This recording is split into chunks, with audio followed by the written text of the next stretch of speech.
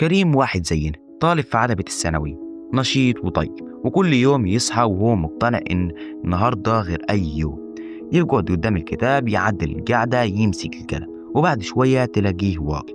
مش فاهم ليه قام، بس قام يمسك الموبايل، يفتح حاجة خفيفة ويقول 5 دقايق وأرجع. وتعدي الساعات ويجي آخر اليوم الإحساس اللي كلنا عارفينه، ندم وسؤال واحد بس: هو أنا عملت إيه النهاردة؟ كريم مش كسول ولا غبي، كريم بس تايه شوية. خليني أقول لك كم حاجة بسيطة هتحولك من واحد فاشل لعبقري. أول حاجة، ما تستناش إنك تبقى في أعلى تركيزك عشان تبدأ، دي أكبر خدعة عقلك بيعملها فيك. أنا عن نفسي أصحى الصبح وأقول لا مش قادر دلوقتي، لما أفوق شوي، وأفضل مستني الإحساس الصح، والإحساس عمره ما بيجي. الحقيقة إن التركيز بيجي وإنت شغال، مش قبلها. افتح الكتاب، اقرا سطرين حتى لو غصب عنك، دقيقتين بس وهتتفاجئ إنك كملت. تاني حاجة، بلاش تبص على اللي وراك كله مرة واحدة. المنهج لما تبص عليه يخض. بدل ما تقول عليا درس كامل، قول أنا هحل سؤال واحد.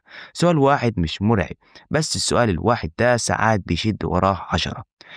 اوعى تستخف بالبدايات الصغيرة، هي دي اللي بتكمل. آخر حاجة، الموبايل. الموبايل، المشكلة مش إنه بيرن، المشكلة إن عقلك بيستناه حتى وهو ساكت. أنت ممكن تبقى ماسكه ومش فاتحه، بس جزء منك مستني حاجة تحصل. جرب تحطه بعيد، ساعة واحدة في اليوم من غير موبايل ممكن تفرق أكتر من مجهود يوم كان وأنت مشتت.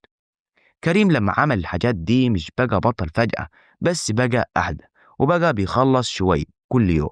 ولو انت شبه كريم صدقني ابدأ بأي حاجة دلوقتي، مش محتاج استعداد ولا مزاج ولا يوم مثال، بس محتاج تاخد أول خطوة. ولو الكلام ده ما أثرش فيك جربه يومين وبعدين احكم بنفسك. ولو انت وصلت لحد هنا ما تنساش تعمل لايك واشتراك وتعليق حلو منك، لأنه بيفرحني أكتر مما تتخيل.